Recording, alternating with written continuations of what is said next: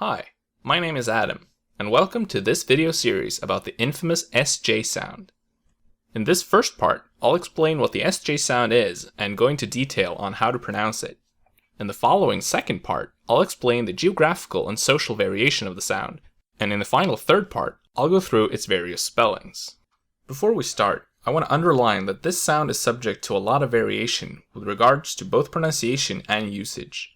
As I'm sure you understand, it's impossible for me to cover every possible detail or variation of the sound in a short presentation like this one. A certain degree of generalization is inevitable, I'm afraid. Alright, that said, let's get started. First of all, let's make certain what the SJ sound is not. The SJ sound is not the same sound as the TJ sound, found in words like shuv. Some speakers may have a certain degree of overlap between these sounds in certain positions, but the main sounds are always kept distinct. It is generally not the same sound as English SH and ship, despite what many textbooks still claim. It can, however, be an almost identical sound, but this is usually limited to certain contexts. It is not pronounced as the German CH, neither as in ich or as in Buch.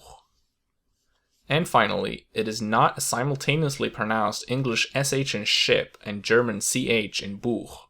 This is the official description of the special phonetic symbol used for this sound, and it is probably based on a misconception. So then, what is the SJ sound? Well, first off, we have to make one thing absolutely clear, and that is that there is not one SJ sound, but two. To use conventional terms, we have a front SJ sound, pronounced sh, and a back SJ sound, pronounced h.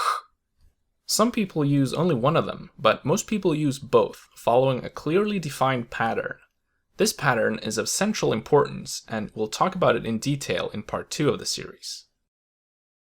The front SJ sound is pronounced sh, and is, as the name suggests, produced with the front part of the tongue. The technical term for this sound is a voiceless apical postalveolar fricative, but you might come across the label retroflex as well. This sound is more or less identical to the English SH sound found in words like shoe and fish. The main difference between the two, if such a difference at all is present, is that the Swedish sh is made more explicitly with the tip of the tongue, while the English sound isn't necessarily so. Here are 5 Swedish example words, all pronounced with the front SJ sound. Shoe, skina, duscha, lunch, garage. A moderately common variation in the front SJ sound is to pronounce it with rounded lips, sh, which is similar to how the SH sound is normally pronounced in English. Another variation in the front SJ sound is found exclusively in Finland. Here it is commonly pronounced as sh, which is identical to how the TJ sound is pronounced in Sweden. For more information on how to pronounce this sound, please see the video called the TJ sound. The back SJ sound is pronounced h and is produced with the back of the tongue. This sound is usually the one causing all the trouble for learners of Swedish, but I dare say that both its infamy and difficulty level are vastly overrated. The technical definition of the back SJ sound is a voiceless velar fricative, produced with a low level of friction. Here are the same 5 words as before, pronounced with a back SJ sound. Sju, skina, duscha, lunch, garage. In order to better understand how the back SJ sound is made and how to relate to it, I'm going to give you 3 ways of reaching it by using other sounds as reference points. First up, and my personal favorite, k. The sound k exists in almost every language on the planet, and what's good about this is that k is pronounced at the same position in the mouth as the back SJ sound, h. To see how this works, let's start with 2 other sounds, t and s.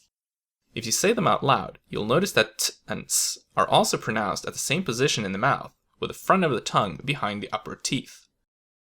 T is a stop, which means that the airflow is blocked completely until the sound is released. S, on the other hand, is a fricative, which means that the airflow is constantly released as a hissing-like sound. This is why you cannot make a t sound last for much longer than the release of airflow, while a s can last for as long as you like. Now, if we put these together, we get ts, which also tends to be easy to pronounce. What we do when we produce this combination is that we start by making a t, and then we release the airflow into the constant hiss-like flow of s. When we do this, notice that we do not noticeably move anything in our mouths. The only thing we do is letting the t morph into a s, and because they're pronounced at the same position in the mouth, this is only a question of airflow. And here's the thing about this. This very same principle also applies to the relationship between k and h. It's a question of airflow and not much else. So what you do is that you start by making a k, then you release it into a hissing-like fricative sound, k, and then you drop the k, h. In short, k, k, h. Everything at the same position. Again, k, k, h. Let's repeat our example words from before for good measure. 7. Skina. Duscha. Lunch. Garage. What's good about this method is that it also gives you a way of controlling that you're doing it right. Try saying the following words. Aktion. Åksjuk. Sjuksköterska. Since k and h are pronounced at the same position in the mouth, the position of the tongue should not change when you switch between them in these words. The second method is ch. This sound does not appear in most versions of English, but it's common in other major languages, such as Spanish, German, Russian, Arabic, and Mandarin Chinese.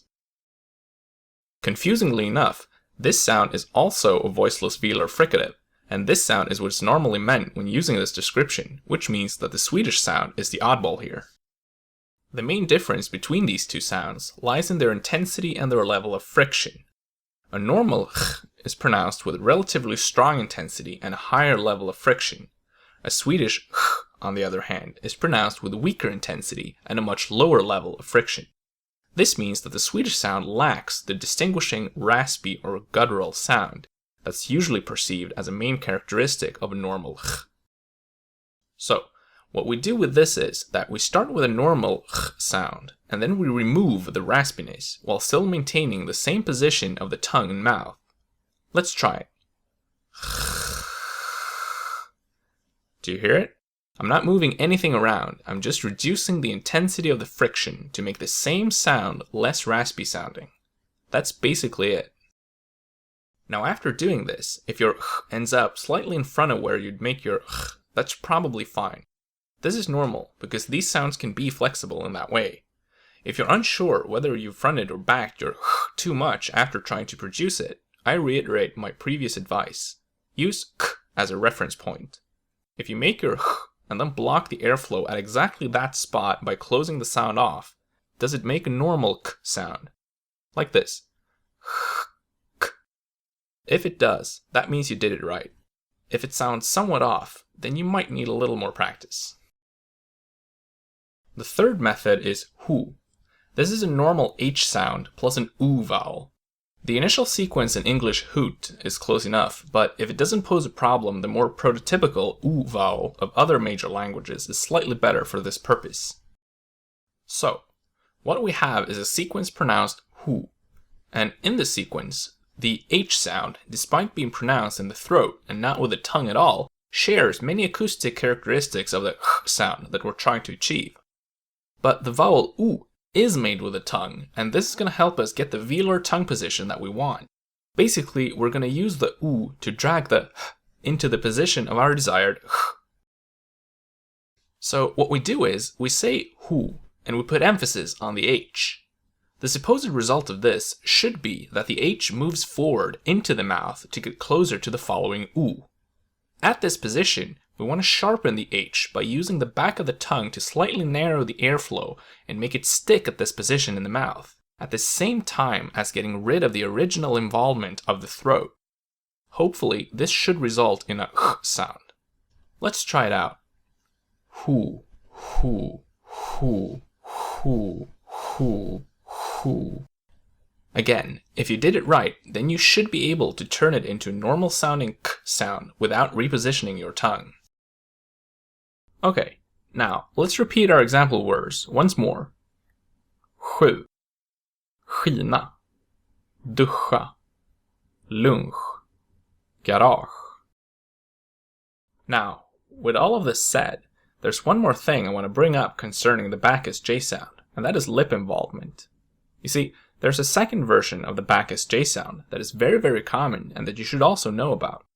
This version is pronounced in the same way as the one I've just taught you, but it also has so-called labiodental constriction, usually accompanied by additional lip rounding.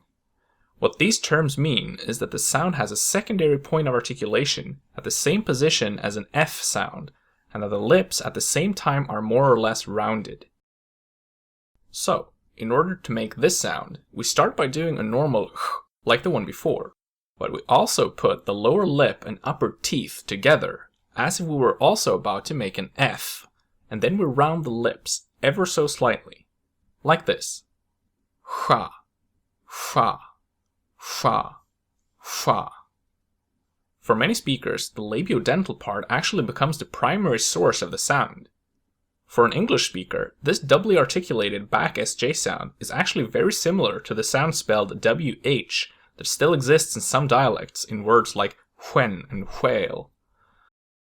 Both English W and WH actually involve the same parts of the mouth as this version of the back SJ sound. The only difference is that their lip involvement is restricted to the lips and does not involve the teeth at all. Let's repeat our example words one last time using the doubly articulated back SJ sound. Sju, skina, duscha, lunch, garage. There, that's all of the sounds. Now, as I said before, most people don't actually use only one of these sounds, but use both a front and a back SJ sound, depending on its position in the word. This mainly depends on where the person in question is from, but can also be affected by factors such as gender, age, and social status. All of this will be covered in the next video. So with this, I conclude this first part and invite you all to watch the following part 2, covering usage. Thank you for watching, and stay tuned.